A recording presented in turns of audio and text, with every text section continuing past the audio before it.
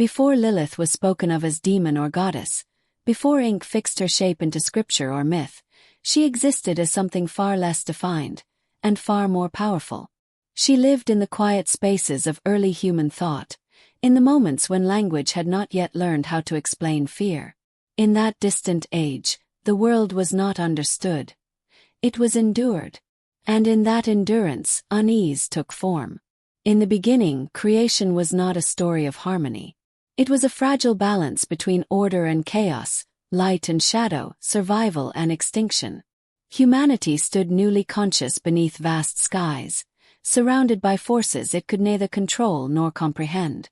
Night was not merely the absence of day. It was a realm of uncertainty, where sounds moved without shape and danger did not announce itself. In that darkness, fear did not yet wear a face, but it was already present, watching. Long before myths were written, early societies sensed that creation itself was unfinished. The world felt unstable, as though something essential had been pushed aside to make room for order. Storms came without warning. Life emerged from blood and pain. Children were born at the edge of death. These experiences demanded meaning, yet meaning was slow to arrive. What could not be explained was instead felt, and those feelings began to gather around certain symbols. Among them was the idea of a presence that existed outside harmony. Not evil in the moral sense, but uncontained. A force that refused alignment, that lingered beyond the boundaries of safety and structure. This presence was not yet Lilith, but it would one day become her. Early creation myths often speak of division. Sky separated from earth, land from sea, man from woman. Order was achieved through separation, and separation through sacrifice. Something always had to be removed for balance to exist. What was cast out did not disappear, it waited. And in many traditions, what waited beyond the boundary was given a feminine shape. This was not coincidence.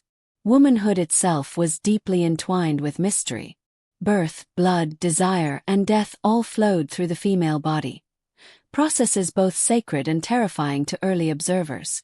Creation came from women, yet it came at great cost. Life emerged through pain, unpredictability, and risk. To ancient minds, this was power without permission. Power that did not answer to rules. In the silence between creation and order, fear shaped its first female shadow. She was not born of malice, but of imbalance. A reminder that harmony was achieved by exclusion, and that what was excluded would not forget. In this way, Lilith's earliest form was less a character than a question. What happens to what we refuse to contain? Anthropologically, this pattern repeats across civilizations. Societies define themselves not only by what they worship, but by what they exile.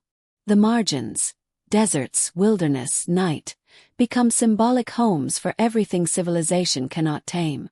And in these spaces, figures like Lilith begin to gather meaning.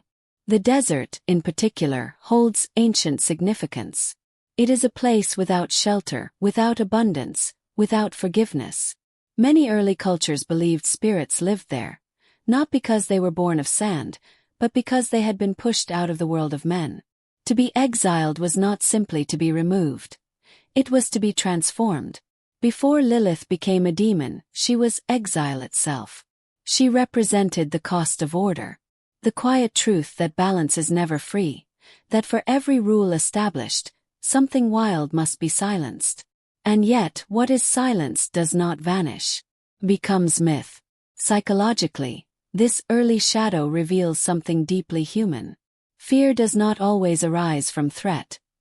Often, it arises from contradiction. Lilith's earliest essence embodied contradiction.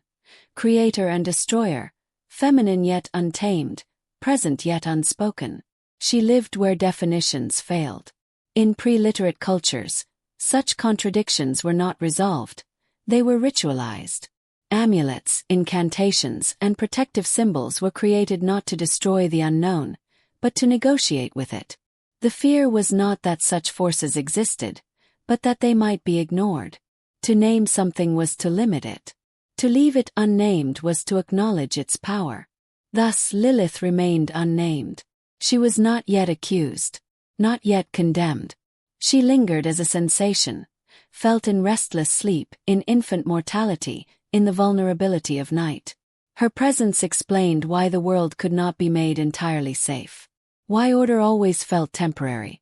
Over time, as societies grew more structured, tolerance for ambiguity faded. Laws replaced rituals. Doctrine replaced myth. And with this shift came the need for clearer boundaries, between good and evil, sacred and profane, obedient and defiant. The unnamed shadow could no longer remain undefined. But in this earliest chapter of her story, Lilith is still free of judgment. She is not a villain nor a rebel. She is a memory of chaos that creation could not fully erase. A reminder that the world was not built in a single act of harmony, but through division, loss, and fear. She is the echo of what was pushed away so order could stand. And though she had no name, she was already watching, waiting for the moment when humanity would finally decide what to call her. In the earliest hours of myth, before fear learned to speak in monsters and wings, exile was already understood. It was the oldest punishment, older than fire and law, older than the walls that would one day enclose cities. To be cast out was not merely to leave a place. It was to be removed from meaning itself. In this silent, sacred geography of belonging and banishment, Lilith's story begins. She does not enter the record as a demon. She is not born screaming from darkness. Instead, she appears at the fragile boundary where order is still forming, where creation hesitates between harmony and fracture. In ancient Jewish folklore and later mystical traditions, Lilith is remembered as the first woman, formed like Adam from the same dust, animated by the same breath. There is no hierarchy in her origin, no division between rib and body, no implied submission written into her making.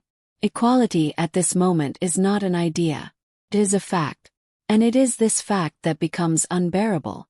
The earliest echoes of Lilith's exile appear not in the canonical lines of scripture, but in the margins. Later texts, oral traditions, and mythic commentaries that attempt to explain a silence. Why, after all, does the Genesis account of creation seem to repeat itself? Why is woman made twice? The answer whispered through centuries is not theological neatness, but erasure. Lilith existed and then she did not. Her exile is sparked not by malice, but by refusal. When asked to submit, she does not comply. When commanded to accept her place beneath, she speaks a name too sacred to be uttered and leaves. In doing so, she commits the first act of disobedience not against God, but against a system still deciding what obedience means. Her departure is not violent. It is quiet. But quiet acts can fracture worlds. To ancient societies, order was survival. Harmony between the sexes was not a matter of romance, but cosmic balance. The household mirrored the heavens. Hierarchy was sacred geometry. Lilith's refusal threatened more than a relationship. It threatened the architecture of belief. A woman who would not yield introduced a terrifying possibility. That authority could be questioned without chaos immediately following. And that idea could not be allowed to live unpunished. So Lilith is cast out, not simply from Eden but from legitimacy. Her exile sends her eastward into the desert, into the margins where civilization thins and the known world dissolves into wind and shadow. In ancient Near Eastern belief, deserts were not empty spaces. They were alive with spirits, with chaos, with the remnants of failed creation. To be sent there was to be aligned with disorder itself. Lilith becomes a being of the outside, beyond walls, beyond names, beyond the safety of belonging. And yet, exile transforms her. Stripped of place, Lilith becomes symbol. What was once a woman becomes a warning.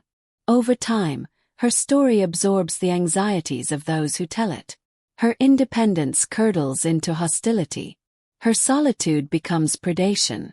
Myths reshape her until she no longer resembles her origin. She is given wings not to ascend, but to haunt. She is blamed for infant deaths, for nocturnal emissions, for the dangers of sleep.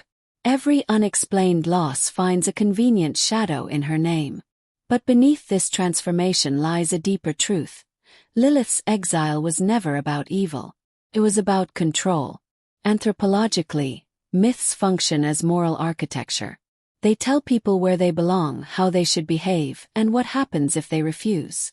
Lilith's story became a cautionary tale, whispered to enforce compliance. The cost of defiance was isolation. The price of autonomy was demonization. In a world where survival depended on conformity, exile was worse than death. It was meaninglessness. And yet exile also carries power. Removed from sacred order, Lilith was no longer bound by it. Outside the garden, outside law, she existed beyond permission. This freedom terrified those who remained within. A woman who needed nothing, no protection, no approval, challenged the foundation of patriarchal security. To neutralize that threat, myth recast her not as free, but as dangerous.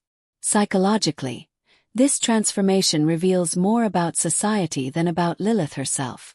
She became a vessel for repressed fears. Fear of female sexuality ungoverned, fear of motherhood untethered from lineage, fear of desire that answers to no authority.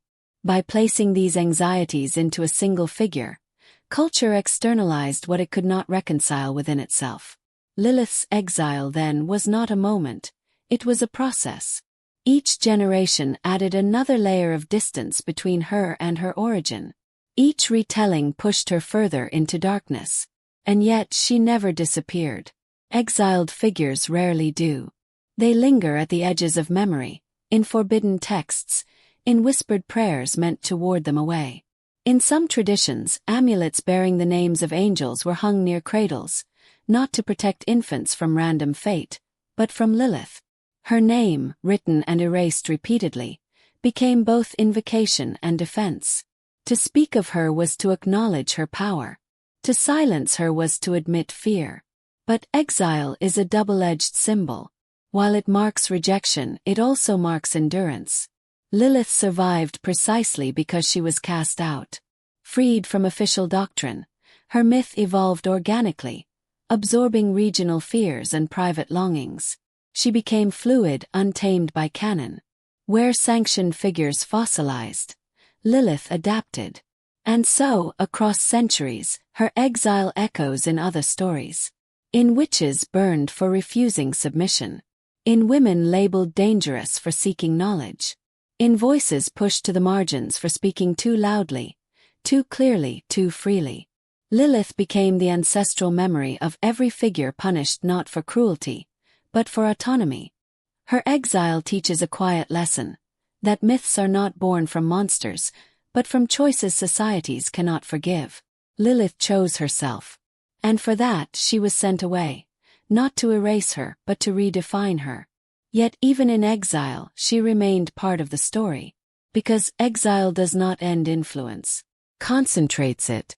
Removed from the center, Lilith became a gravitational force at the edges, pulling meaning toward her shadow. She reminds us that what is banished does not vanish. It waits. It survives in folklore, in psychology, in the unease we feel when rules are questioned, in the fear that freedom, once tasted, cannot be undone.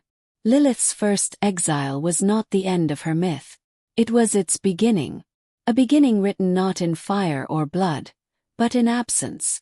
And in that absence, humanity projected its deepest anxieties. About power, about obedience, about what happens when a voice says no and walks away. She did not fall. Left. And the world has been telling stories about that departure ever since. In the earliest chambers of memory, where myth still breathed like a living thing, order was fragile. Creation was not yet settled into neat hierarchies. It trembled, uncertain, between chaos and command. In that unsettled world, authority did not descend gently. It demanded posture, silence, and submission. And it was here, in the narrow space between command and consent, that Lilith became something dangerous. Not because of what she did, but because of what she refused. Ancient texts rarely describe her actions in detail. They do not linger on battles or miracles. Instead, they circle a single gravity well: resistance. Lilith is defined by what she would not accept.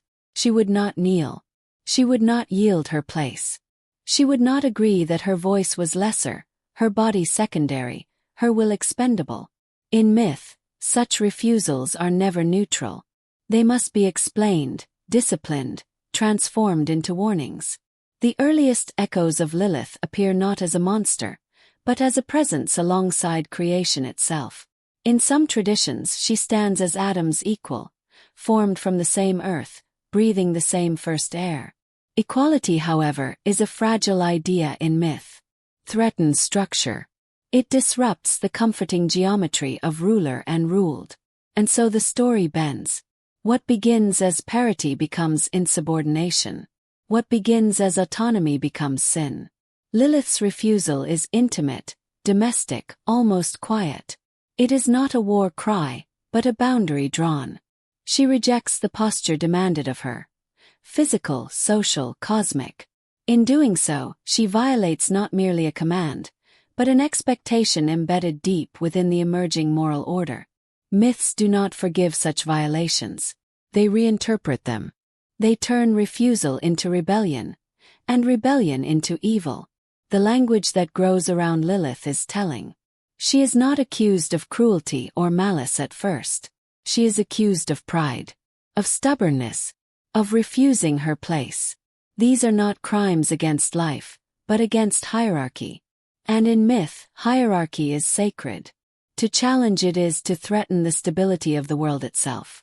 As her story passes through generations, the meaning of her resistance hardens. What was once a disagreement becomes defiance.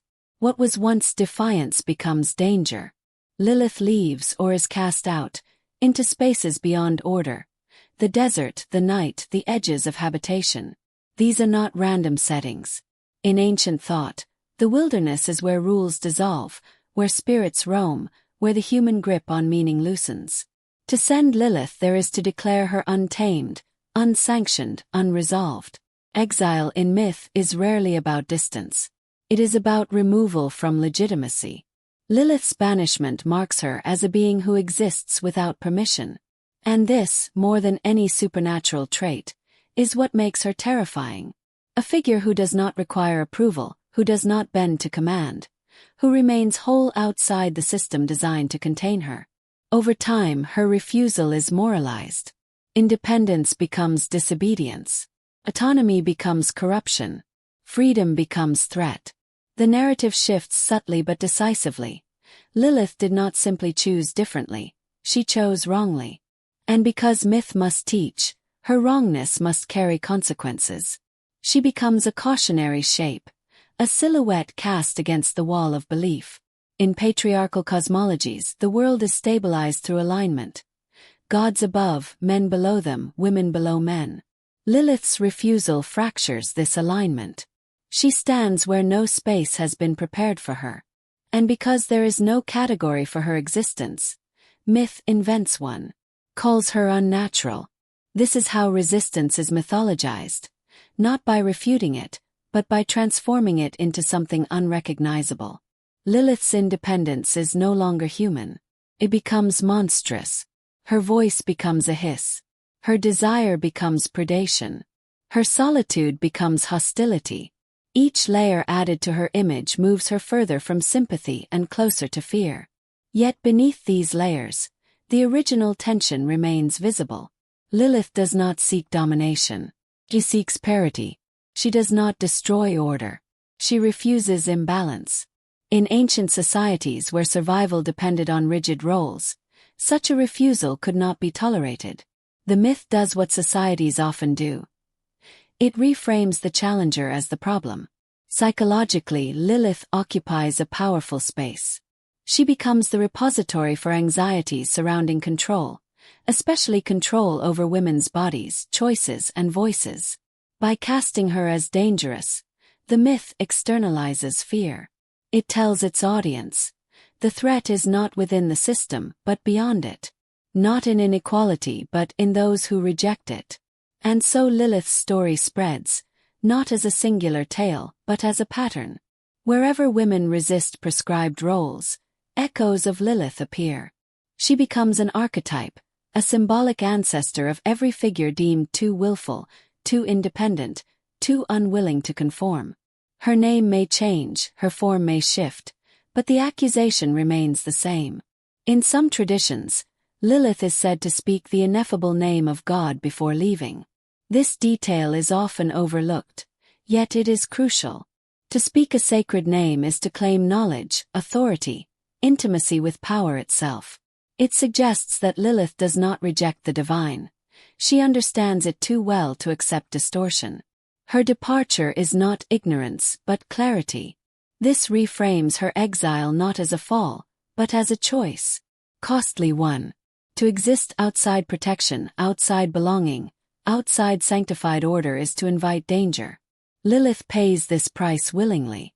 Myth remembers this not as courage, but as transgression. As centuries pass, the memory of what she refused fades, while the fear of what she represents grows. The story no longer asks why she would not kneel.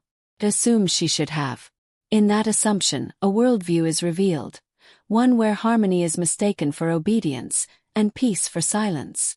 Yet Lilith endures. Not because she was powerful but because she was unresolved. Myths that resolve themselves disappear. Myths that leave a wound remain.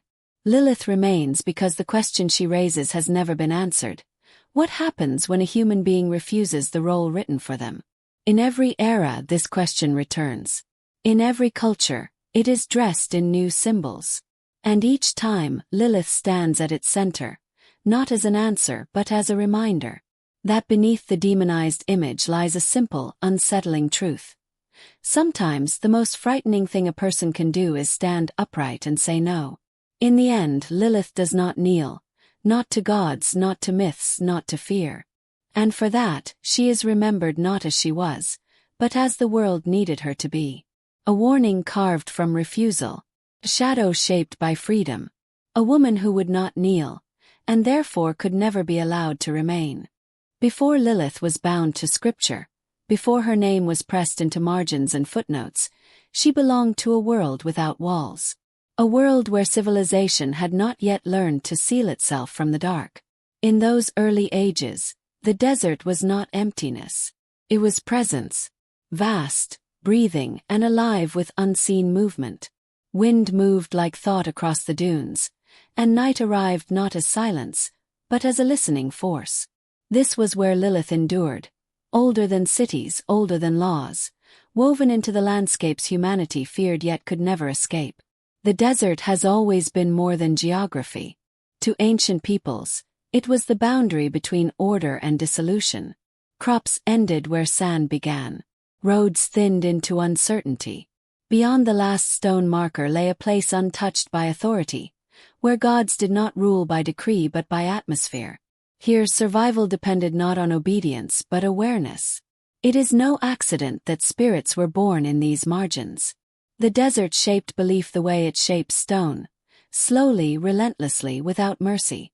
In Mesopotamian thought, winds were not merely weather. They carried intent. Sudden illness, unexplained death, nightmares that lingered after waking. These were blamed on invisible currents moving through the night. Among them were the Lilu, Lilitu, and Ardent Lily, spirits of wind and desolation, neither fully divine nor fully human. They did not haunt temples or palaces. They waited at thresholds, doorways, crossroads, and the edges of sleep. Lilith's name, or something like it, drifted among them, not as a singular figure, but as a presence. A feminine force bound to the untamed air. These spirits were not born from evil intent. They were explanations. In a world without medicine or psychology, suffering demanded a cause. When infants failed to wake, when desire disrupted order, when men wandered into the night and returned changed, the wind offered answers. Lilith became the breath between fear and meaning. She was blamed not because she was monstrous, but because she was unknowable. Ruins, too, belonged to her. Abandoned cities scattered across the ancient Near East were not seen as lifeless. They were dangerous. Once inhabited places retained memory, and memory unsettled the living. Crumbling walls became sanctuaries for spirits that no longer belonged to the present. Lilith was said to linger there, in the echo of footsteps long erased, among stones that remembered worship and collapse. She did not destroy civilizations. She arrived after they had already failed. Her presence marked absence, not violence. To live near ruins was to live beside reminder that no city was eternal, that order was fragile. Lilith, in this sense, was not the cause of decay but its witness. She stood where certainty ended, where prayers stopped working, where the promises of kings and gods alike fell silent beneath the stars. As societies grew more structured, these liminal spaces became increasingly threatening.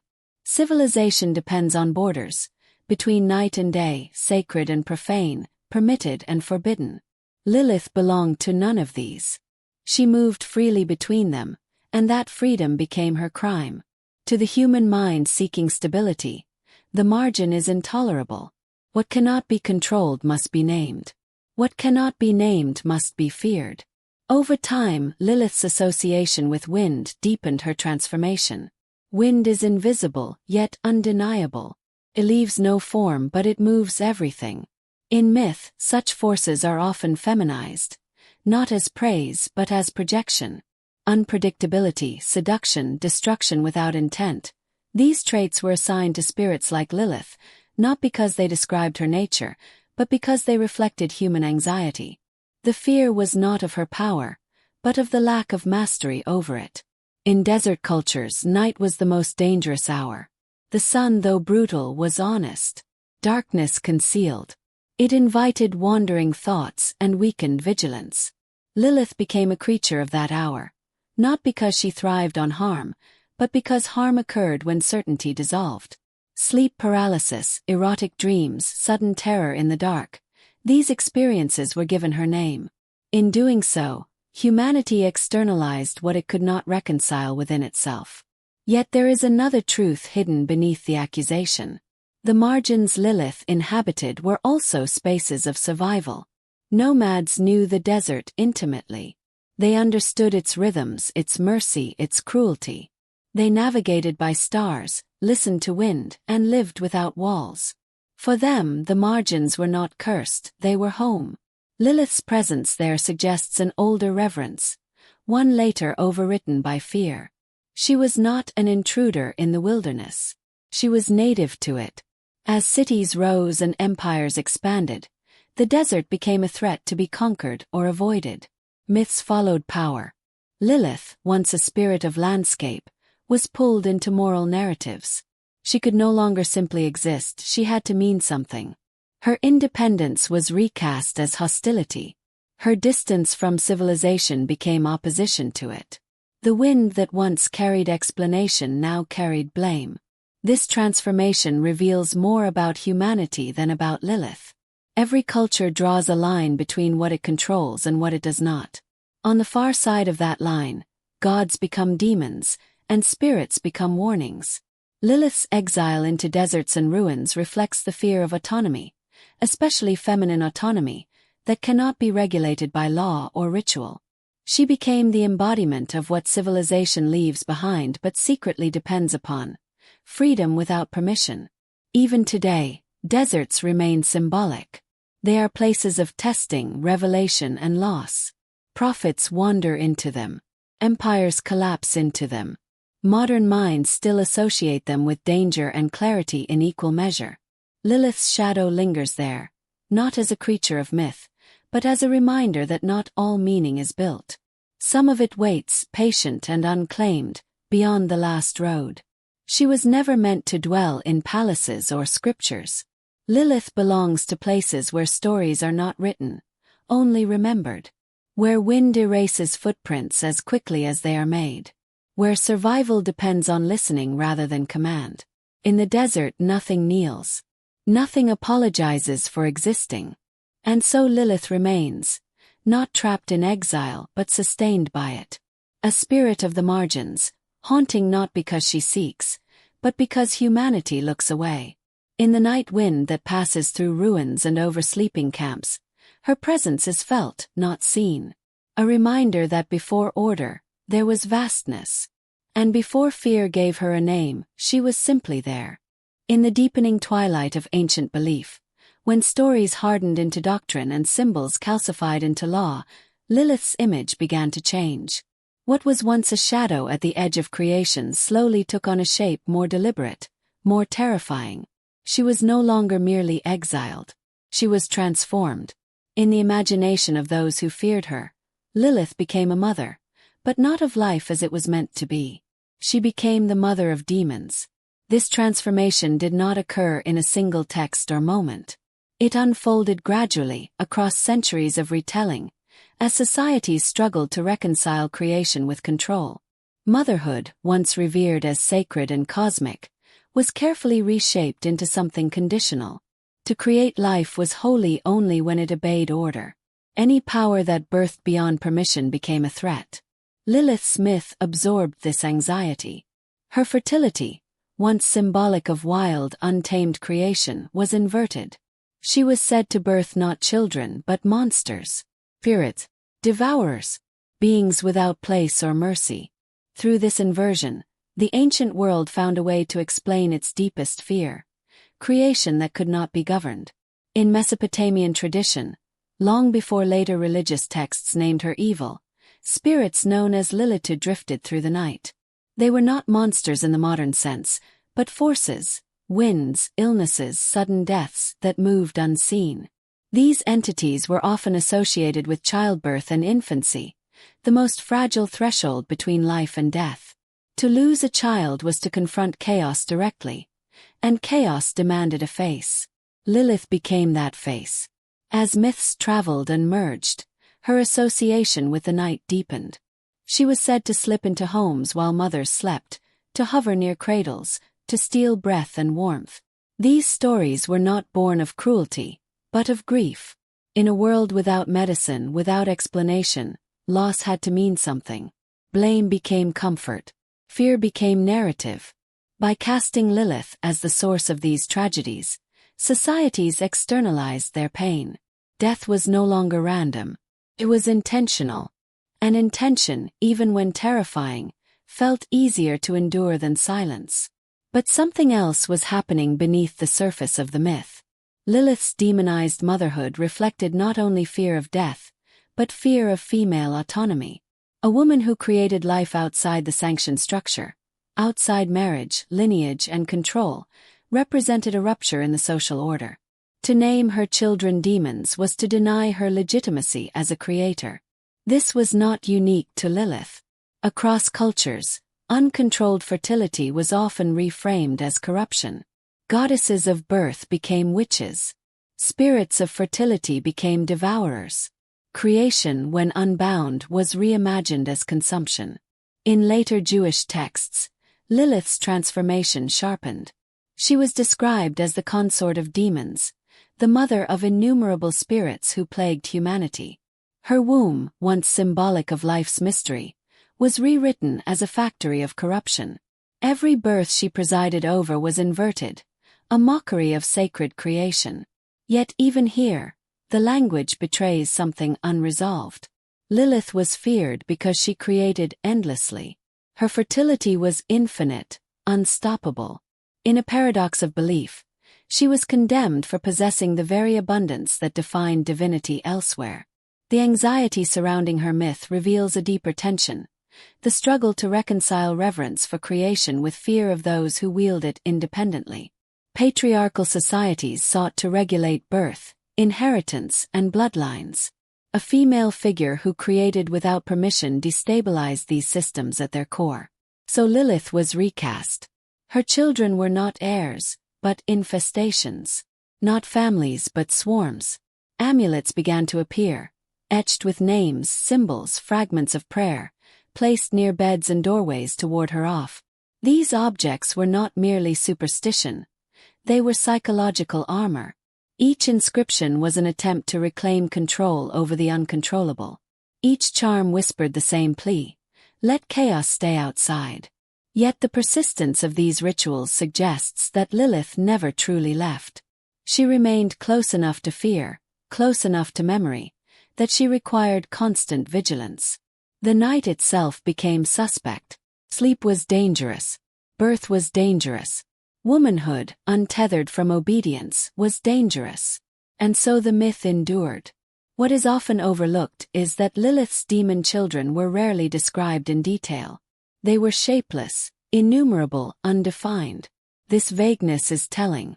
They were not meant to be known, only feared. They represented everything society could not categorize: illness without cause, death without warning, desire without permission. In this way, Lilith's motherhood functioned as a mirror. It reflected a culture's inability to accept uncertainty. Where answers failed, myth intervened. Where control faltered, demons were born. But beneath the fear, another truth lingers. To imagine Lilith as the mother of demons is to acknowledge her power. She was not destroyed. She was not silenced. She was multiplied. Her influence expanded rather than diminished.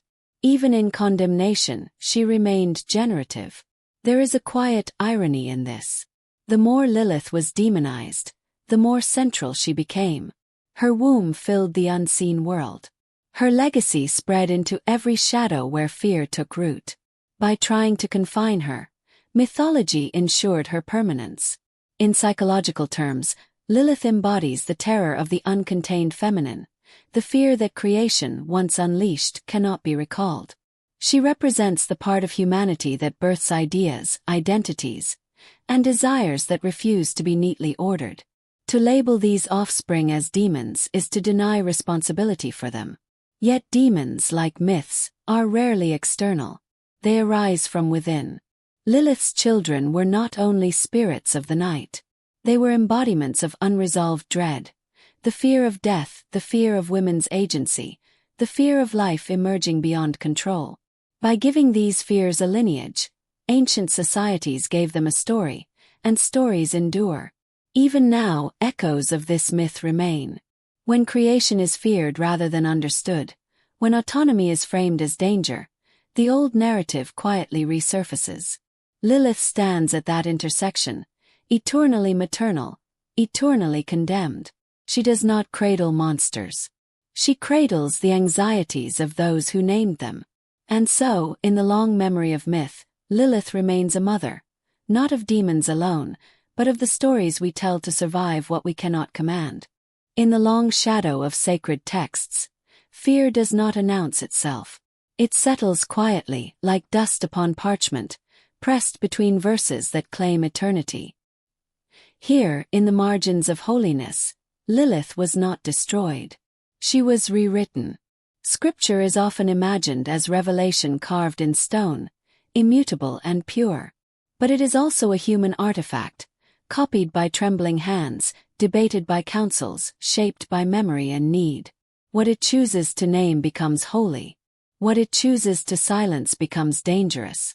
Lilith's fate was decided not by erasure, but by absence.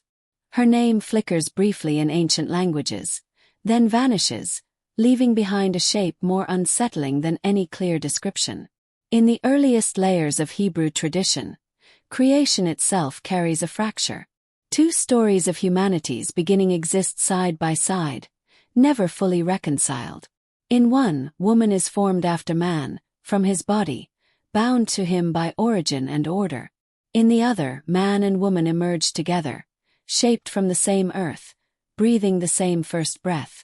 It is in this tension between equality and hierarchy that Lilith quietly appears. Later interpretations would fill the silence. Lilith became the woman who would not submit, the partner who refused to lie beneath, the voice that spoke when silence was demanded. Her departure from Eden was not framed as tragedy, but as transgression. In leaving, she transformed autonomy into exile. And Scripture, uncomfortable with ambiguity, allowed that story to fade. Yet the fading was never complete. Instead of a chapter, Lilith became a warning. Her presence slipped into the cracks of sacred law, into footnotes, commentaries, and whispered explanations offered to the fearful. She re-emerged not as woman but as threat, a night spirit, a danger to infants, a whisper in the dark when mothers prayed for protection and amulets were hung near cradles. This transformation was not accidental. As religious traditions solidified, so too did their need for order. Faith required boundaries, between sacred and profane, permitted and forbidden, human and monstrous. Lilith crossed all of them. She existed beyond marriage, beyond motherhood as it was defined, beyond obedience. To preserve stability, she had to be made unstable. So Scripture did what it often does when confronted with what it cannot sanctify. Reframed. Lilith's story was not told outright, but implied. She became the unnamed terror referenced in passing, the screech owl in the desert, the spirit that haunted ruins, the presence that belonged to desolation rather than community. In the book of Isaiah, a shadow moves through a destroyed land, and among the creatures of abandonment, her name appears once. Briefly, coldly, without explanation. One word, one echo. Enough to remind the faithful that some forces dwell beyond God's protection. Through this narrowing, Lilith's complexity collapsed into symbol. She was no longer a being with origin and motive, but a function of fear. Scripture turned her into a boundary marker. What waits outside the covenant, beyond the wall of law? In doing so, it preserved itself. But beneath this transformation lies something deeply human. Religious texts are not only spiritual maps. They are psychological mirrors. They reveal what a society reveres, but also what it dreads. Lilith embodied a fear too ancient to name directly. The fear of uncontrolled creation, of life that emerges without permission, of desire that answers to no authority. By casting her as a demon, Scripture externalized that fear. It placed it outside the self, outside the community, and named it evil. In doing so, it offered comfort. The unknown was no longer within. It was out there in the night, in exile, far from the ordered world of law and ritual. Yet this comfort came at a cost. Every omission leaves a residue. Every distortion creates a shadow. Lilith's demonization hardened over centuries, but it never fully concealed her earlier forms. Beneath the language of Scripture, older memories persisted.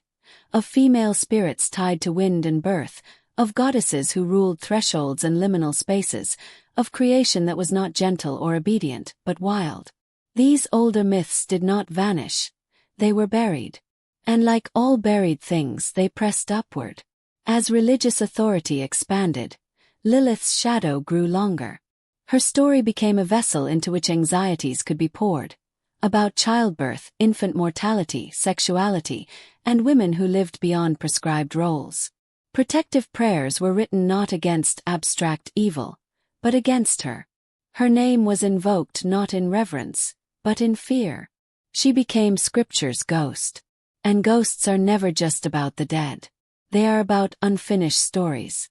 The act of redefining Lilith reveals a quiet truth about sacred writing. It is not immune to power. What is preserved reflects not only divine will, but human priorities. Lilith's absence from Scripture is as meaningful as any presence. It marks a line where equality became intolerable, where ambiguity threatened order, where the feminine, uncontained and unsanctioned, had to be recast as chaos. Yet even as Scripture narrowed her image, it could not erase her entirely. The very need to warn against her suggests that she remained close. Too close to forget. Too resonant to dismiss. In this way, Lilith endured not despite Scripture, but because of it. Each omission sharpened curiosity. Each distortion invited reinterpretation. She became a question hidden within holy text, a reminder that what is silenced often returns transformed. And perhaps this is the quietest dread of all. That beneath the certainty of Scripture lies a suppressed memory of another beginning. One where creation was shared. Where obedience was not the price of existence. Where exile was not the punishment for refusal, but the consequence of freedom. Lilith did not vanish from Scripture. She was encoded into it, folded into its fears, its warnings, its shadows. Written not in ink but in anxiety. Not proclaimed from pulpits, but whispered in prayers against the night. And there, between sacred lines meant to protect the faithful, she waits still. Night has always been humanity's oldest mirror. When the sun withdraws and the edges of the world dissolve, the mind begins to wander where certainty cannot follow. In that vulnerable hour, between breath and dream, fear learns to speak. does not shout. It whispers. And across continents and centuries, that whisper carried the same name, reshaped by language but bound by essence. Lilith did not remain in one land. She traveled through the dark. In the ancient Near East, her shadow first stretched long across clay tablets and incantation bowls. She was a wind that entered through unsealed doors, a presence blamed for the sudden stillness of an infant's breath. But as civilizations rose and folded into one another, Lilith began to fracture and multiply. Her form dissolved into local nightmares, night hags, lamias, alp spirits, succubi, each born from the same ancestral terror, the fear of what happens to the body when consciousness loosens its grip. Sleep, after all, is a small death. Across Mesopotamia, ardent Lily haunted the margins of society. Female spirits without husbands, without graves, without rest. They slipped into bedrooms like draughts of cold air, pressing against sleepers' chests, stealing vitality, corrupting dreams. The ancients did not yet separate psychology from cosmology. A nightmare was not a thought. It was an invasion. And Lilith became the name for that intrusion. As the story migrated westward, she changed garments but not intention. In Jewish folklore, she emerged as the first woman who refused subservience, cast out and transformed into something dangerous. Independence, once framed as rebellion, became recoded as predation. Lilith's punishment was eternal wandering, an exile that placed her forever outside the walls of human protection. She did not merely haunt the night. She embodied what waited beyond the firelight.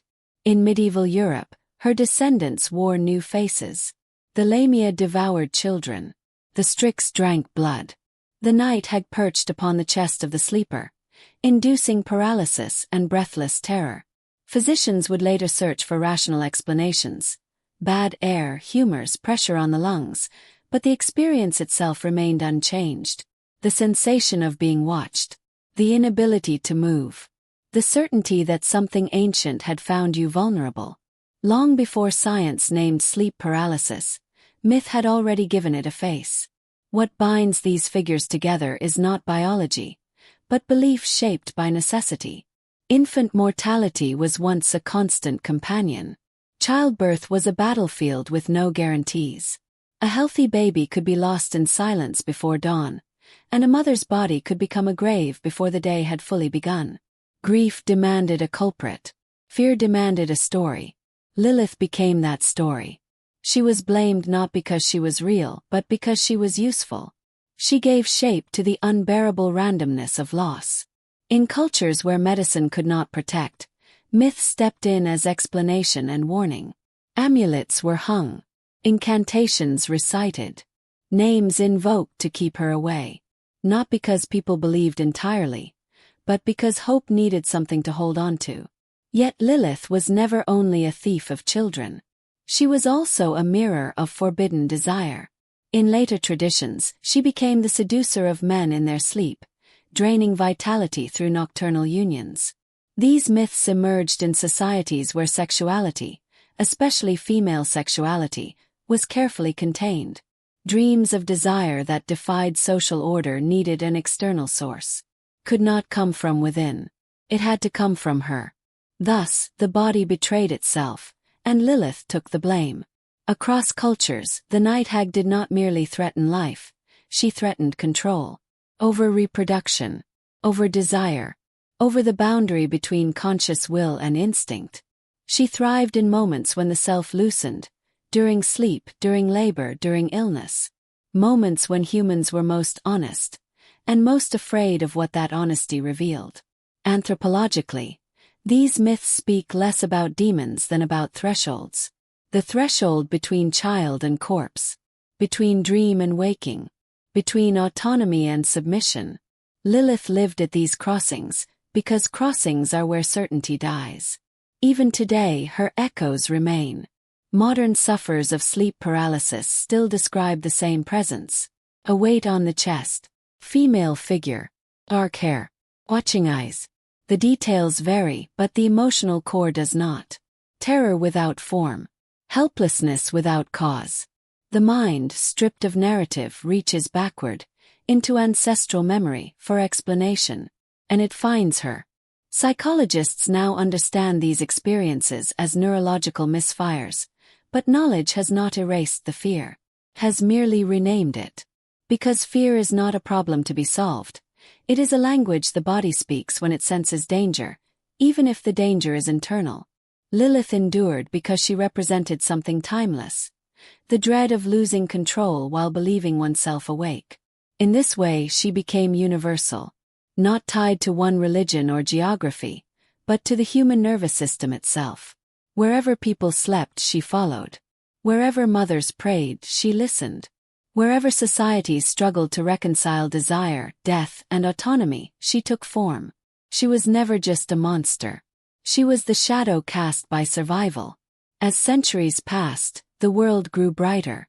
Streets lit. Medicine advanced. Childbirth grew safer. And yet, the night did not disappear. It merely retreated. Lilith faded from scripture into folklore, from folklore into psychology, from psychology into metaphor. But fading is not vanishing. She remains in the places we do not like to examine. Our fear of the body, our distrust of independence, our need to blame something when tragedy strikes without reason. She is invoked whenever society punishes those who refuse submission. Whenever female autonomy is framed as danger rather than difference. In the end, Lilith is not what comes for us in the dark. She is what we bring with us. A reminder that beneath every civilization lies the same ancient vulnerability. That no matter how advanced we become, there are still moments when we close our eyes and surrender consciousness, hoping we will return unchanged. And in that fragile pause between breath and dream, the night still remembers her name. In the low-lit chambers of medieval memory, fear did not announce itself with thunder. Crept, settled into hearth smoke and candle soot. It learned the language of prayer and accusation. And when it needed a face, it borrowed one that was already ancient. Long before inquisitors etched confessions into parchment, Lilith had learned how to survive by becoming a shadow. Her name drifted across centuries like ash on the wind, changing shape, changing meaning, but never losing its gravity. In medieval Europe, that gravity fell upon mortal women. Not queens or saints, but widows, midwives, healers, and the quietly defiant. Women whose lives bent slightly away from obedience. Women whose solitude was mistaken for secrecy. Women whose knowledge felt dangerous because it did not come from scripture. The witch was not born in the Middle Ages. She was remembered. By the 13th century, Europe was a continent tightening its grip on certainty. The Church stood as the interpreter of truth, the keeper of cosmic order. To question it was not merely heresy, it was chaos. And chaos, in the medieval imagination, was feminine. It was Eve's curiosity, Pandora's box, Lilith's refusal to lie beneath Adam. Womanhood had long been written as a threshold between the sacred and the profane. Lilith's myth, once a whisper in Mesopotamian night winds, had traveled west through Jewish mysticism, Christian demonology, and folklore. She became a warning disguised as theology. A woman who refused submission. A mother of demons. Seducer in the dark. And in medieval Europe, where theology shaped law and myth shaped fear, such ideas did not remain abstract. They became evidence. The witch trials were not fueled by sudden madness, but by a slow accumulation of suspicion. Independence became deviance. Knowledge became heresy. Grief became guilt. A woman who lived alone carried the weight of absence like a stain. A woman who spoke with confidence sounded too much like authority. A woman who healed without prayer threatened the fragile monopoly of divine mediation. The medieval world believed that the cosmos was hierarchical. God above angels, angels above men, men above women, women above beasts. To step out of place was to disturb creation itself. And Lilith, eternally out of place, lingered in the imagination as the archetype of that disturbance. Manuals like the Malleus Maleficarum did not invent hatred. They organized it. They codified centuries of anxiety into instruction. Women, the text insisted, were weaker in faith, more susceptible to the devil, more dangerous when unrestrained. Their bodies were described as gateways, their minds as unstable ground, their sexuality as a weapon Satan could wield with ease. This was not theology alone. It was psychology wearing the mask of doctrine. For in a world defined by scarcity, of food, of medicine, of certainty, fear needed someone to blame. Crop failure, infant death, sudden illness. These were not random tragedies, but moral failures seeking a culprit. And women, already burdened with Eve's legacy, became vessels for communal dread. Midwives were especially feared. They stood at the threshold between life and death, between blood and breath. They knew the secrets of the body that men could not name. They heard cries that never reached the church bell. To medieval authorities, this knowledge felt illicit, felt like power without permission. Lilith, once a demon blamed for infant mortality, found her echo here. The accusation was ancient. She steals children, poisons wombs, corrupts motherhood itself. The myth slipped seamlessly into the courtroom. The witch hunts were not uniform. They surged and receded like fever. But when they came with ritualized cruelty. Confessions were extracted, not discovered. Stories were shaped under pressure, molded to fit expectation. Women confessed to flying at night, to consorting with demons, to renouncing God. Not because these things were true, but because they were imaginable. The imagination had been trained. In these confessions, Lilith's silhouette is unmistakable. The nocturnal flights, the sexual transgressions, the rejection of male authority. Even when her name was not spoken, her narrative structure remained intact. What the witch represented was not evil in the abstract. She represented autonomy. And autonomy, for women, was intolerable. To be a witch was not merely to practice forbidden rites. It was to exist outside prescribed roles. To age without becoming invisible. To remain unmarried. To inherit land. To speak without apology. To survive without male protection. These were not crimes in law, but they were in myth. And myth, in the medieval mind, was not fiction. It was memory. It was explanation. It was truth with roots too deep to question. The persecution of witches was therefore not an aberration, but a ritualized defense of order. By burning women, society believed it was burning disorder itself. By silencing them, it believed it was restoring divine harmony. Yet beneath the theology and the terror, something quieter endured. These women, so often reduced to caricature, were not demons. They were caretakers of oral knowledge, keepers of seasonal rhythms, survivors of loss. They understood plants because they had buried children. They understood pain because they lived close to it. Their magic, if it can be called that, was an intimacy with a world that had not yet been mechanized or controlled. Lilith's legacy, distorted and weaponized, clung to them like smoke. But it also gave shape to something older than fear, the idea that womanhood could exist beyond obedience.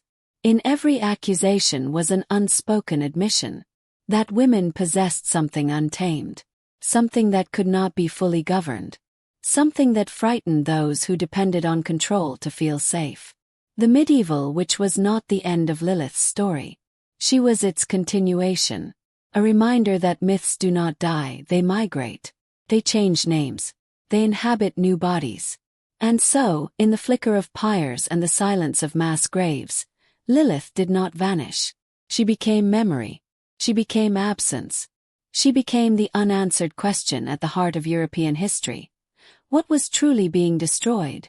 As the ashes cooled and the trials faded into record, the world moved forward, carrying its scars quietly. But the pattern remained. When women stepped beyond the boundaries drawn for them, the old names resurfaced. Umtress, monster.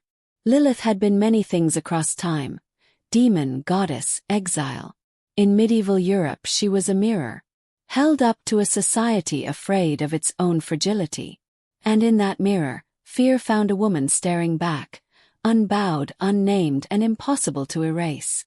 In the long twilight between myth and memory, there are figures who do not fade. They linger, not because they were loved but because they were necessary. Lilith is one of them. She moves through history like a shadow cast by firelight, distorted, feared, endlessly reshaped. Wherever her name appears, it is never spoken softly. It is carved into warning, pressed into lullaby, etched into the margins of sacred text. And yet she endures, not as a demon alone, but as a psychological inheritance. Lilith survives because she explains something society has always struggled to name. She is not merely a monster born of superstition. She is a mirror, a reflection of desires denied, anger unspoken, and the ancient terror of autonomy, especially when it wears a feminine face. To understand why Lilith was demonized, one must step beyond theology and into the architecture of the human mind. In the earliest strata of Mesopotamian myth, female spirits roamed the thresholds of civilization. They were not yet evil, not yet condemned. They existed in liminal spaces, deserts, ruins, the night wind slipping through unfinished walls. These figures embodied chaos not because they sought destruction, but because they could not be controlled. They answered to no household, no king, no god of order. Independence itself was their crime. As societies shifted from nomadic survival to agricultural permanence, control became sacred. Stability demanded hierarchy. The home became a microcosm of the cosmos. Ordered, bounded, predictable. Anything that resisted this structure was recast as a threat. And so, the untamed feminine, once revered as generative and mysterious, began its descent into suspicion. Lilith's mythology crystallized at this fault line. In later Jewish tradition, she is remembered as the first woman, created equal to Adam, formed from the same soil. But equality is unstable in a world built on vertical power. Her refusal to submit, to lie beneath, to be lesser, fractured the narrative. She leaves the garden not as a fallen soul, but as a walking disruption. And disruption is intolerable to systems that survive on obedience. What followed was not merely condemnation. It was transformation. Lilith was stripped of complexity and given hunger. She was recast as barren, then as a thief of children. Her sexuality, once a symbol of creative force, was inverted into predation. In this alchemy of fear, autonomy became appetite, and independence became monstrosity. She was no longer a woman who chose exile. She was a demon who haunted the consequences of choice. This is how societies discipline what they cannot dominate, by turning psychology into myth. The demonized feminine does not arise from nowhere. It is born where repression accumulates pressure. Every culture that restricts desire must invent a vessel to carry it away. Lilith became such a vessel, a repository for impulses deemed dangerous. Sexual agency, anger without apology, grief that refused silence. These were not merely discouraged. They were externalized, projected outward, given a name and a face so they could be feared instead of understood.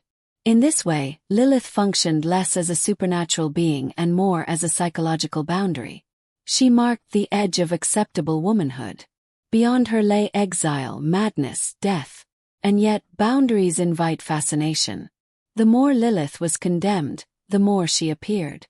In amulets hung above cradles. In incantations whispered at night.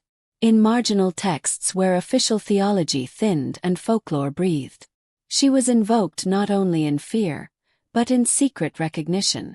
For beneath the terror was an unspoken truth.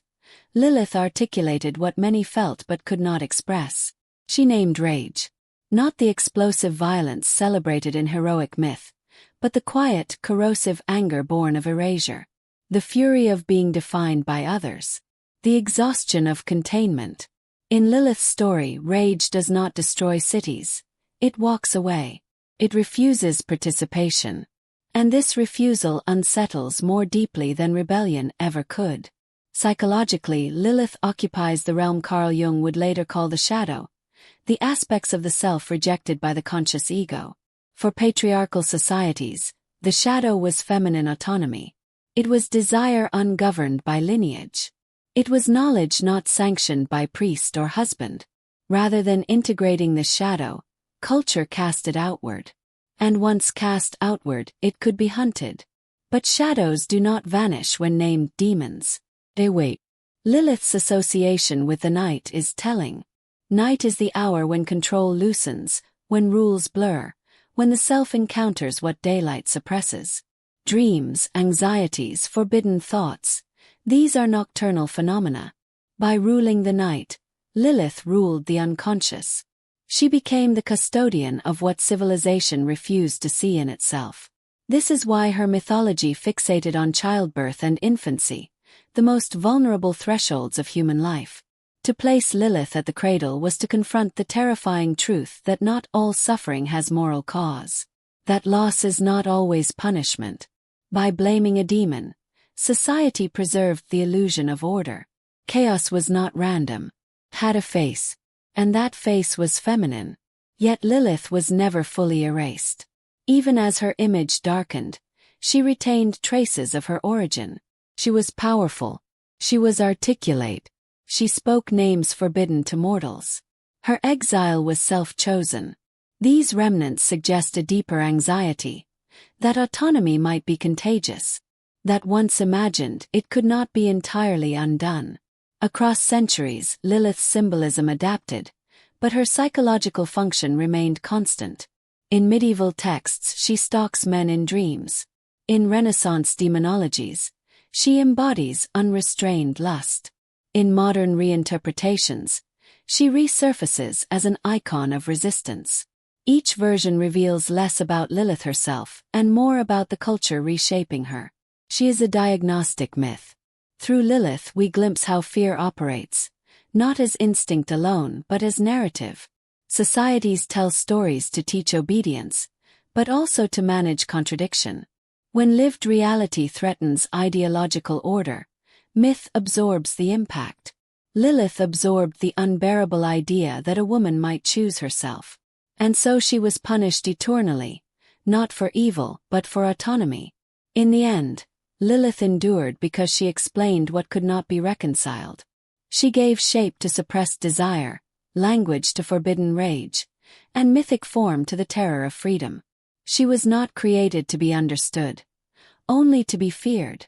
Yet fear is a form of attention, and attention over time becomes memory. Today, Lilith still watches from the edges of story, not as a demon of superstition, but as a question unresolved. What happens when a society demonizes parts of its own soul? What returns in the night when desire is buried too deeply? In the silence after the myth fades, Lilith remains, not screaming, not seducing, not destroying, but standing at the boundary, reminding us that what we exile does not disappear. Wait. Before she was condemned to the margins of Scripture, before her name hardened into a curse, Lilith belonged to the borderlands of the sacred. She lived where worlds touched, between night and dawn, between birth and breath, between the ordered city and the wild beyond its walls. In the earliest layers of human memory, she was not feared as a demon. She was approached with caution, reverence, and need. Civilizations do not invent monsters without first knowing gods. And long before Lilith was blamed for the cries of infants or the fevered dreams of men, she emerged from a world that understood divinity as something raw and dangerous. In ancient Mesopotamia, the divine was not gentle. It ruled floods and droughts, fertility and plague, life and its sudden erasure. To worship was not to feel comfort. It was to negotiate survival. The earliest echoes of Lilith appear in the clay and dust of Sumer and Akkad, where spirits known as Lilu, Lilitu, and Ardit Lily drift through incantations and amulets. Their names carried the sound of wind, Lil, the breath that moves unseen through the night. These beings were not singular, nor were they strictly evil. They were forces, presences, embodiments of the invisible currents that shaped human fate. In these early worlds, the boundary between goddess and demon had not yet been drawn with moral precision. A power could nurture and destroy with the same hand. Storm gods brought rain and ruin. Mother goddesses governed fertility and death alike. To be divine was not to be benevolent. It was to be uncontrollable. Lilith belonged to this older logic. She appears beside figures like Inanna, queen of heaven and earth, whose descent into the underworld mirrored the cycles of fertility and decay. She moves in the same symbolic landscapes as Lamashtu, a fearsome goddess spirit who threatened infants but also presided over childbirth's perilous threshold. These were not villains in a cosmic morality play. They were reflections of lived experience. The terror of labor, the fragility of newborn life, the knowledge that creation and destruction shared a womb. In a world without modern medicine, birth was a confrontation with death. Every pregnancy carried the weight of uncertainty. Miscarriage, stillbirth, and maternal death were common companions. To the ancient mind, these were not random tragedies. They were the work of unseen forces that demanded recognition. Lilith, in this context, was not an enemy of life. She was its gatekeeper. She ruled the moment when life hovered between possibility and disappearance. She stood at thresholds, the liminal spaces that anthropologists recognize as sacred precisely because they are unstable. Doorways, crossroads, nightfall, the moment before dawn. Birth itself. These were places where the ordinary rules dissolved, where the human world brushed against something older and less predictable. Goddesses of thresholds appear in cultures across the ancient world. They are often female, often feared, often misunderstood by later ages that preferred cleaner divisions between good and evil. Their power lies not in harmony, but in transition. They preside over becoming. Lilith's association with the night is not incidental. Night was not merely darkness, it was vulnerability. Predators moved unseen. Illness worsened. Spirits wandered. The boundary between the living and the dead thinned. To govern the night was to command the most uncertain hours of existence. And so Lilith lingered there, not as a predator, but as a presence that could not be domesticated. As patriarchal structures hardened, as divine authority narrowed into hierarchies that favored order, lineage, and control, figures like Lilith became increasingly problematic.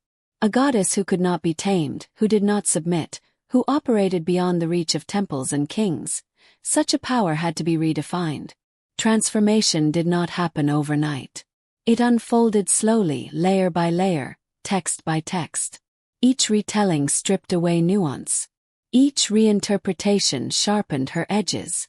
What had once been a divine force of transition became a threat to stability. What had once been awe became fear.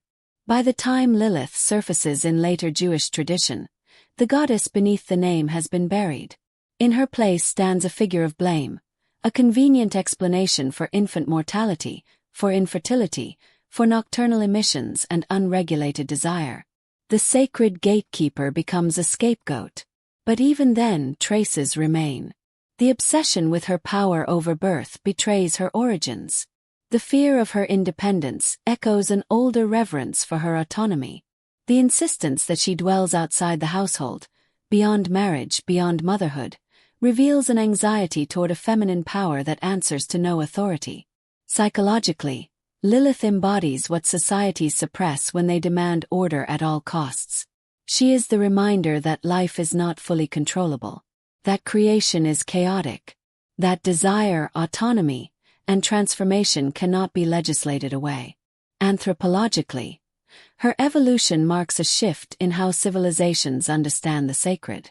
Early cultures accepted ambivalence in their gods. Later ones demanded moral clarity.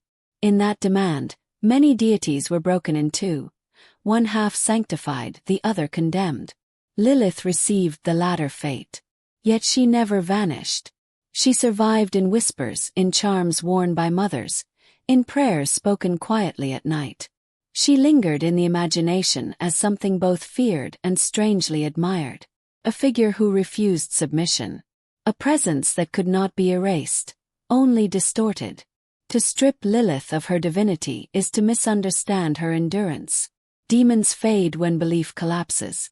Gods persist when they reflect something eternal. And Lilith persists because she speaks to truths that remain unresolved, about birth and death, about freedom and control, about the wildness at the heart of being human. She is not merely a fallen goddess. She is a memory of a time when the sacred was not sanitized, when divinity wore claws and compassion in equal measure, when the night was not evil, only honest. Beneath centuries of demonization, the goddess still breathes. In every story that fears her, in every myth that cannot let her go, she waits, at the threshold, reminding us that life begins not in certainty, but in shadow. And perhaps it always has. When the temples fell silent, history did not end. It merely learned how to whisper. Stone sanctuaries were stripped of her image. Hymns were rewritten. Priests learned new names for old fears. And yet, long after incense stopped rising to her altars, Lilith endured. Not carved in marble, not sung aloud, but carried in breath, in warning, in the quiet spaces where official memory dared not look. Oblivion was never her fate. Erasure was attempted, but forgetting is a fragile thing. In the ancient Near East, memory was not kept only by kings and scribes. It lived among midwives, mothers, exiles, and travelers. Stories moved where armies could not. Belief survived where doctrine collapsed.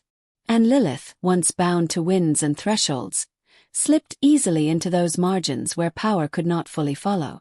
By the late Bronze Age, her temples were gone. The pantheons had changed. Male storm gods rose. Singular divinity hardened. The sacred feminine, once vast and untamed, was narrowed, domesticated, renamed.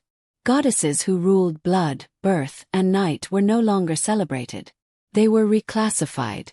What could not be ruled was recast as dangerous. Lilith's disappearance from formal worship was not sudden. It was administrative. She was edited out, absorbed into footnotes, transformed from deity into demon, from cosmic force into cautionary tale. This was not the destruction of a myth, but its migration. In Mesopotamian incantation bowls, buried beneath homes, her name appears again. Not honored but feared. Invoked to be repelled. The same winds she once commanded were now blamed for infant death, miscarriage, fever, erotic dreams. The night, once sacred, had become suspect. And so Lilith was pushed outward. From center to edge. From goddess to ghost. Yet exile has its own kind of power. In Jewish folklore, centuries later, she re-emerges, not as a forgotten echo, but as a sharpened figure. No longer divine, yet not powerless. She becomes Adam's first wife. A woman who refused submission. A being who spoke the unspeakable name of God and fled Eden rather than kneel. This story was never canon. That was its strength. It lived in the margins of texts like the alphabet of Ben Sira, a work half satirical, half sincere, preserved because it unsettled. In this version, Lilith is not evil by nature. She is condemned for independence. Her sin is not violence but equality. And in a world where obedience defined holiness, that was unforgivable. The transformation of Lilith mirrors a larger psychological shift. As societies centralized authority, religious, political, masculine, the uncontrolled forces of life became threats. Birth, sexuality, wilderness, and death were no longer sacred mysteries. They were dangers to be managed. Lilith became the embodiment of what could not be domesticated. She haunted the spaces where order failed. The desert, the night, the edges of sleep. She appeared in amulets hung over cradles, not because people believed she was everywhere, but because they believed loss needed a face. When infants died without explanation, when mothers hemorrhaged, when desire overwhelmed reason, Lilith gave suffering a name. And naming, even in fear, is a form of remembrance. Anthropologically, this is how suppressed deities survive. They are not worshipped, they are blamed. Their stories become warnings. Their symbols invert. Wings once meant transcendence. Now they meant predation. Sexual autonomy once meant creation. Now it meant corruption. Yet beneath the layers of demonology, the older shape remains visible. Lilith is still associated with wind, not brute force but movement. She is still bound to thresholds, doors, windows, crossroads. She still arrives at night, when consciousness loosens its grip. These are not random traits. They are the fingerprints of a former goddess whose domain was transition. She governed the spaces between states, life and death, desire and restraint, order and chaos. and those spaces never disappeared. Across medieval Europe, echoes of Lilith surface in succubi legends, in lamias, in night hags who steal breath and stir lust. These figures are culturally distinct, yet spiritually familiar. Each reflects anxiety around female agency, sexuality, and the vulnerability of sleep. Psychologically, Lilith became a projection, a shadow archetype. Carl Jung would later describe such figures as embodiments of the repressed unconscious. What a culture denies in daylight returns at night, wearing fangs. Lilith did not need temples anymore. She lived in dreams. She lived in the fear of men who could not control desire. In the guilt of women taught to distrust their own bodies. In the quiet terror of parents facing unexplained death. She became a mirror, reflecting everything society refused to reconcile. And yet, there is reverence even in fear. Kabbalistic texts, centuries later, complicate her image once more. Lilith is not merely a demon, but a necessary force, a counterpart to divine order. Without her, creation is incomplete. She represents the chaos that precedes structure, the wildness that gives meaning to law. Even demonization could not fully sever her divinity. This persistence reveals something essential about human belief. Myths do not die when institutions collapse them. They retreat. They wait. They adapt to the emotional needs of the people who carry them. Lilith survived because she answered questions no god of obedience could. Why does desire feel dangerous? Why does independence invite punishment? Why does life begin in blood and pain? Why does death come without permission? In Lilith, these questions were not solved, but acknowledged. To remember her is to remember a time when the feminine was not required to be gentle to be sacred. When power did not need approval. When creation included destruction. And holiness did not demand submission. By the time modernity arrived, Lilith had become many things. A feminist symbol, a literary figure, a demon, a goddess reclaimed. Each reinterpretation says less about her, and more about us. Because Lilith was never only a character. She was a cultural wound. A reminder of what was lost when complexity was simplified, when mystery was moralized, when the night was taught to fear itself. And still she remains. Not in temples of stone, but in the quiet refusal to disappear. In stories retold in secret. In symbols carved where no one is supposed to look. In the human instinct to question authority, to claim autonomy, to stand at the edge and choose exile over silence. Forgotten, yes, but never destroyed. Because some myths are not meant to be preserved. They are meant to survive. In the modern mind, Lilith does not arrive with wings of night or the shriek of an infant's grave. She comes quietly, through footnotes, through whispered reconsiderations, through the slow turning of pages long sealed by fear. The dust of centuries still clings to her name, but it no longer chokes the breath. Instead it invites a pause. Reckoning. The shadow that once terrified now asks to be understood. For thousands of years, Lilith existed at the edges of sanctioned memory. She was carved into amulets and exorcised from nurseries, spoken of only in warning. The night demon, the child stealer, the first rebel. Her story, fragmented and reshaped by each culture that inherited it, became less a biography and more a verdict. To name Lilith was to name danger. To imagine her was to imagine disobedience made flesh. Yet modernity has a peculiar habit. It returns to old fears not to banish them, but to ask why they were born. As scholars began peeling back the layers of myth, Sumerian Lilith spirits, Babylonian wind demons, the Jewish folkloric Lilith of medieval texts, a pattern emerged. Lilith was never a singular being. She was a convergence. A symbolic crossroads where anxieties about sexuality, independence, childbirth, and power met and hardened into myth. She was not invented in a vacuum. She was sculpted by the social weather of her time. In the alphabet of Ben Sira, a satirical medieval text that later generations would treat with grave seriousness, Lilith becomes Adam's first wife, formed from the same earth, refusing to lie beneath him, insisting on equality rather than hierarchy. When she leaves Eden, It is not through temptation but through refusal. This detail, once framed as her ultimate crime, has become the fulcrum of modern reinterpretation. Not because it proves her innocence, but because it exposes the fear beneath the accusation. Modern historians and mythologists no longer ask whether Lilith was real. They ask why she needed to be monstrous. The answer, as with many myths, lies not in the heavens but in the body. Ancient societies were fragile ecosystems. Survival depended on reproduction, obedience, and clearly defined roles. A woman who refused motherhood, who existed beyond domestic containment, threatened not only moral order but demographic stability. Lilith embodied that threat. She was the woman who did not return, the mother who chose absence, the sexuality that answered to itself alone. To fear her was to fear what could not be controlled. In the 20th and 21st centuries, Lilith has undergone a transformation as radical as her exile. Feminist scholars reclaimed her not as a saint, but as a symbol, a prism through which suppressed narratives could be examined. She became less a demon and more a question. What happens to a culture when it demonizes autonomy?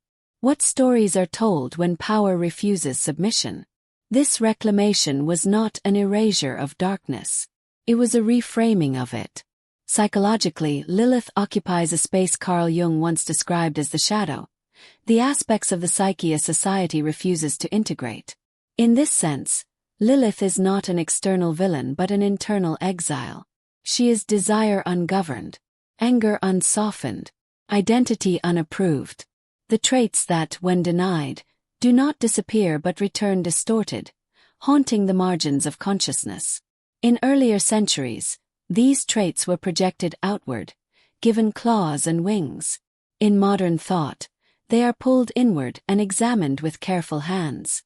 Anthropologists note that as societies grow more complex, their monsters evolve. They shift from literal predators to symbolic mirrors. Lilith's modern form reflects this evolution. She appears in literature, art, and psychology not as a singular figure, but as an archetype. The woman who refuses erasure. The voice that speaks from outside the sanctioned circle. The reminder that order is not the same as justice. Yet this reclamation has not been without discomfort. To soften Lilith is, for some, to betray history. To others, it is to finally listen to it. The tension itself reveals her enduring power. She resists final interpretation. She always has. In contemporary mythology, Lilith stands alongside other re-examined figures. Medusa, Baba Yaga, the Morrigan, women once feared for embodying liminal power. Their rehabilitation does not strip them of menace. Contextualizes it. It asks whether fear was ever the truth, or merely the language of those who held the pen. Lilith's presence in modern discourse often coincides with moments of social upheaval. She surfaces when questions of bodily autonomy, gendered authority, and identity press against inherited structures. This is no coincidence. Myths resurface when their lessons remain unresolved. Lilith is not returning because she was forgotten. She is returning because she was unfinished. There is a quiet irony in this transformation. The very trait that condemned Lilith, her refusal to be defined by others, now defines her appeal. She cannot be contained within a single moral framework. She refuses to resolve into comfort. Even in reclamation, she remains unsettling. And perhaps that is the point. Modern thought does not ask us to worship Lilith, nor to absolve her of every darkness attributed to her name. It asks us to sit with complexity, to acknowledge that myths are not moral binaries but emotional fossils, preserving the pressures, fears, and desires of the worlds that formed them. Lilith, once the terror of the night, now illuminates it. In understanding her, we confront the cost of exile, both imposed and chosen. We examine how societies police belonging, how deviation becomes demonization, how stories become cages. Lilith's modern presence is less about rewriting the past than about recognizing its patterns in the present. She stands as a reminder that power denied does not vanish, transforms. Wait. It returns under new names, in new forms, demanding recognition. In the end, Lilith's greatest transgression was never disobedience. It was autonomy in a world unprepared to grant it. That truth, buried beneath centuries of fear, has survived intact. And now, in the quiet re-examination of myth, it breathes again. The night has not lost its shadows. But we have learned at last to look into them, and to see not a demon staring back but ourselves. In the quiet aftermath of every myth, something lingers. Not the thunder of gods nor the scream of monsters, but a shadow, patient, unbroken and watching. It settles into the margins of history where names are erased and meanings grow dangerous. This is where Lilith waits. Not as an ending but as a remainder. The part of the story that refused to be buried. She does not arrive with fire or prophecy. She is already there, in the wind between ruins, in the silence after commandments are spoken. Lilith belongs to the ancient darkness that existed before order learned how to speak. Before obedience was sanctified. Before hierarchy became holy. Her earliest echoes rise from Mesopotamia, from the dust of Sumer and Akkad, where the night was not empty but alive. The Lilitu were spirits of wind and threshold, forces that crossed boundaries rather than respected them. They were neither fully divine nor entirely mortal. They were untamed. In a world built on walls, city walls, social walls, cosmic walls, such beings were unsettling. They could not be summoned and they could not be controlled. As civilizations matured, fear sharpened its language. What could not be governed had to be named dangerous. What could not be owned had to be cast out. And so Lilith began her long exile, from spirit to demon, from presence to warning. In later Jewish tradition, she appears as the first woman, formed from the same earth as Adam. Equal in origin, equal in breath. But equality, in the mythic imagination, was a fragile thing. When she refused submission, when she claimed her own body, her own will, the story could no longer hold her. She spoke a forbidden name and left Eden, not as a punishment but as a choice. This departure is often framed as rebellion. Yet rebellion is merely the word power uses when authority is questioned. What Lilith truly represents is something far older and more unsettling. Autonomy without approval. Desire without apology. A self that does not ask permission to exist. For this she is transformed. In medieval texts, she becomes a devourer of children, a seducer of men, a threat whispered over cradles and carved into amulets. Her image fractures into warning symbols. Wild hair, wings of night, eyes that see too much. She is blamed for miscarriage, for lust, for insomnia, for the terror that visits the mind at night when the body is still and the soul wanders. But demonization is never about truth. It is about control. Lilith becomes the vessel into which a culture pours its anxieties. Fear of female independence. Fear of sexuality ungoverned by lineage. Fear of the wilderness beyond the city gates, both physical and psychological. She is made monstrous not because she destroys life, but because she refuses to be contained by it. And yet she does not disappear. She survives in the negative space of scripture, in marginal notes and forbidden texts. In the Kabbalah, she is not erased but complicated, a queen of the other side, a mirror to the divine feminine that was divided and suppressed. Where the Shekinah represents harmony and order, Lilith embodies chaos and longing. Not evil, but imbalance, the result of something sacred being torn away. Psychologically, Lilith is the shadow Carl Jung would later describe, the parts of the self rejected by conscious identity. She is what is denied when societies demand conformity. The hunger that is labeled sin. The anger that is called hysteria. The voice that is silenced and then feared. Every culture has its Lilith. She appears in the Lamia of Greece, the succubi of medieval Europe, the night witches of Slavic forests. Always female. Always solitary. Always blamed for the fractures men refuse to acknowledge in themselves. These figures are not born from imagination alone. They are shaped by repression. They are the cost of pretending wholeness can exist without darkness. Lilith endures because humanity keeps repeating the same ritual. creating systems that require exclusion in order to feel stable. When order is built, something must be pushed outside its borders. When morality is defined, something must be condemned. Lilith is not expelled once. She is expelled endlessly. And yet she returns. Not as vengeance, but as reminder. In modern reinterpretations, Lilith is reclaimed, no longer as demon but as symbol, a figure of feminist resistance, a goddess of independence. But even these redemptions are incomplete. To soften Lilith into empowerment alone is to miss her deeper power. She is not a banner. She is a mirror. She asks an ancient and uncomfortable question. What parts of ourselves do we exile to belong?